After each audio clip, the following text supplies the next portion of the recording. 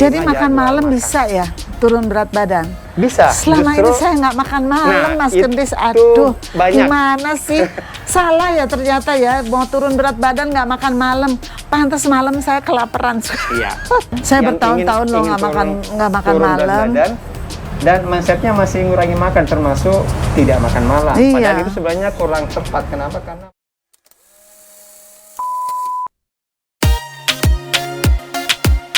halo, jumpa lagi dengan saya Zakia Ambadar dalam Healthy Living Channel. Nah, selama ini kalau saya pikir saya banyak makan sayur itu udah cukup ya. Ternyata sayur juga memang mengandung banyak karbohidrat, protein. Tetapi bagaimana membuat dan makan makanan secara seimbang sehari-hari sehingga membuat kita tubuh sehat. Oleh karena itu pagi ini saya akan mengundang seorang teman saya yang tahu banyak tentang nutrisi supaya kita paham. Karena selama ini saya pikir banyak makan sayur itu pasti sehat. Tidak makan malam, saya menjadi lebih ringan badannya. Tetapi tetap aja seperti ini. Yuk kita ketemu dengan Pak Kendis. Dan beliau adalah paham tentang nutrisi. Saya banyak belajar tentang bagaimana melengkapi nutrisi saya secara seimbang. Ya, selamat pagi Pak Kendis. Selamat pagi. Pak Kendis, nah saya kan kepingin juga hidup nutrisi seimbang. Gimana ya caranya supaya saya seimbang gitu gizinya? Pak, kita seperti apa? Cukup nggak yang saya makan untuk badan saya? kalau bicara mengenai tubuh kita, sebenarnya simpel. Kementerian Kesehatan itu, Kemenkes RI itu sudah mengeluarkan yang namanya tabel AKG. Nah, itu kan angka-angka pusing deh Pak lihat. Tabel AKG artinya tabel angka kecukupan gizi harian yang perlu diberikan ke dalam tubuh kita. Sebenarnya tabel itu sudah dikeluarkan oleh Departemen Kesehatan secara rutin, tapi sepertinya masyarakat kurang teredukasi, kurang aware, kurang mengetahui bahwa ada panduan sebenarnya di situ. Yang saya tahu selama ini kalau saya mau turun berat badan, saya turunin kalori. Kalori makan saya intake sehari itu selama ini ternyata itu 1.500-an. Pantes saya nggak turun-turun berat badan. Memang betul yang paling dasar itu adalah kita perlu menghitung kebutuhan kalori masing-masing setiap tubuh kita. Itu ada rumusnya. Tergantung dari jenis kelamin. Yang penting ada jenis kelamin, berat badan, kemudian usia, tinggi badan dan usia. Nanti di situ kita bisa menghitung kebutuhan kalori harian kita berapa sih. Ada rumusnya. Teman-teman juga nanti bisa lihat ya, nanti ada rumusnya kita tampilin. Nah, yang perempuan ini coba kita lihat ya, Ibu ya. Rumusnya adalah ini kita hitung namanya BMR. Basal metabolic rate atau resting metabolic rate. Rumusnya adalah 10 kali berat badan. 10 kali berat badan. Jadi 650. Ditambah 6,25 kali tinggi badan. 6,25 kali tinggi badan. Tinggi badannya dalam sentimeter. Kemudian dikurangi 5 kali usia. Kurangi 5 kali usia, Dikurangi. Jadi 5 kali usia saya, katakan 70 deh ya, supaya gampang ya. Kali 5 berarti 350. Iya. Kemudian boleh dibulatin gitu Pak? Boleh nggak saya bulatin aja? Usianya berapa? 69. Boleh. 69 menjelang 70. Jadi 70 kali 5 ya. 70 kali 5. Kemudian dikurangi lagi 161. Dikurangi 161. Coba Ibu hitung. Nah, hasilnya dikeluar 1139. Artinya 1139. Artinya ini kebutuhan kebutuhan ini namanya BMR atau RMR, resting metabolic rate. Kebutuhan dasar tubuh ibu pada saat istirahat total, tidak ada kebutuhan kegiatan. Dasar ya, tidak ada kegiatan pada saat istirahat adalah 1139. Kalori. Kilokalori. Kita bisa singkat dengan menjadi kalori. Nah, setelah itu kita perlu tambahkan dengan kalori aktivitas ibu, namanya AMR. Saya aktivitasnya sekarang kan lebih banyak di rumah, tapi saya senang berkebun. Itu kira-kira gimana? Kita ambil aja itu adalah aktivitas standar biasa.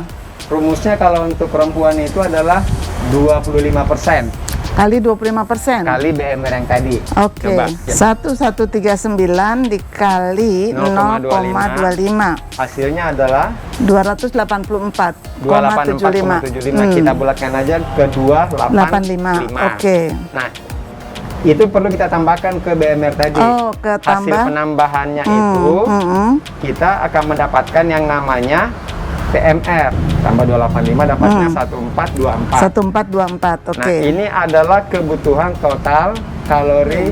Nah, kemudian setelah itu kita lagi perlu hitung apakah Ibu ingin menjaga berat badan, turun berat badan, atau Saya mau naik turun berat badan lah. Nah, kalau mau turun berat Karena badan, ini 65 udah terlalu berat buat saya. kalau mau turun berat badan, PMR ini harus dikurangi. Dikurangi berapa? Dikurangi itu idealnya adalah 300 sampai 500 rata-rata. Oh, kurangi 300 sampai 500. Nah, kalau mau ngambil tengah-tengahnya bolehlah dikurangi 400. Dikurang 400. Betul. Artinya itu dengan target turun berat badan berapa? Turun berat badan itu gini, yang sehat itu, jangan terlalu drastis. Oke. Ya, Jadi karena saya mau kan- dalam 1 bulan misalnya 2 kilo, Ya, cukup nggak? Betul. Oke. Yang sehat itu dalam 1 bulan itu 2 kilo, 3 kilo, Oke, 4 jadi kilo, cukup sampai ya. 5 kilo cukup lah. Nah, Jadi kurang 400 itu? Kurang 400, Oke. betul. Wow, jadi cuma 1024. Oke, 1024. Oke. Nah, 1024 itu perlu disebar dalam Jadi jadwal kebutuhan makan. kalori saya dalam sehari adalah 1024 yang harus disebar dalam sarapan pagi, makan siang, makan malam. Betul. Snacknya gimana? Iya. Kalau mau lebih bagus sebenarnya dia disebarnya menjadi 5 jadwal makan. Oke, ada Sarapan 5 jadwal pagi, makan. Oke. 9 pagi, makan siang, 9 sore, makan malam. oke. Jadi disebar dalam 5 Jadi makan jadwal malam makan. bisa ya turun berat badan? Bisa. Selama Justru- ini saya nggak makan malam, Nah, Mas itu Gendis. Aduh, banyak. gimana sih? Salah ya ternyata ya, mau turun berat badan nggak makan malam. Pantas malam saya kelaparan. Iya. Suka Jadi sebenarnya keroncongan. gini, itu juga banyak dilakukan oleh teman-teman di rumah. Saya paham karena saya ketemu cukup banyak orang. Saya yang bertahun-tahun loh ingin nggak makan turun berat malam. badan, dan mindsetnya masih ngurangi makan, termasuk tidak makan malam. Iya. Padahal itu sebenarnya kurang tepat. Kenapa? Karena malam justru tubuh kita perlu gizi. Nutrisi. Karena waktu istirahat kita memperbaiki sel-sel dalam Betul. tubuh. Saya tahu Betul itu, sekali. tapi kok saya nggak kasih makanan ya? Makanya kita perlu buat yang namanya meal plan atau perencanaan pola makan yang tepat. 5 Oke. jadwal Yuk, makan saya itu mau tadi. bikin langsung. Boleh. Saya tuh kalau apa-apa mau langsung Pak Boleh. Gendis. Oke. Nah. Dari 1024 Tadi kan 1024 supaya gampang kita Iya. buatkan ke ratusan yang 1000 terdekat aja deh. 1000. Jadi 1000. Dari 1000 kalori yang saya butuhkan sehari untuk turun berat badan, saya bagi ke dalam 5 ya. 5, betul. Nah, pembagiannya gimana? Makan pagi, makan Oke. snack Yang bagus itu makan pagi 20%. dari 1000. Dari Jadi 1000. makan pagi saya hanya perlu 200 Betul. Jadi kalori. jatahnya sekitar 200 kalori. 9 pagi 10%. 10%, jadi 100 kalori.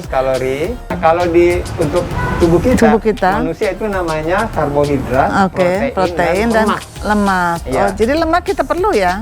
Betul. Perlu, tapi lemak ini sangat baik ya. dibutuhkan oleh tubuh, tapi dipahami ada lemak yang Jahat, baik, ada lemak yang ada lemak tidak baik. baik. Dari pengalaman saya ketemu dengan beberapa cukup banyak teman-teman, mindsetnya adalah mereka menghindari lemak. Padahal sebenarnya lemak itu tidak perlu dihindari karena tubuh kita butuh. Kalau misalnya kita kurang lemak, saya menggerakkan persendian ini sakit loh. Sakit Ngedipkan ya. mati itu sakit. Jadi loh. persendian kita malah sakit. Jadi semua bagian tubuh yang Jadi bergerak, luar biasa ya, itu Tuhan sebenarnya tuh udah butuh. melengkapi semuanya, asal kita juga paham melengkapi tubuh kita dengan nutrisi yang cukup seimbang sehingga kita sehat.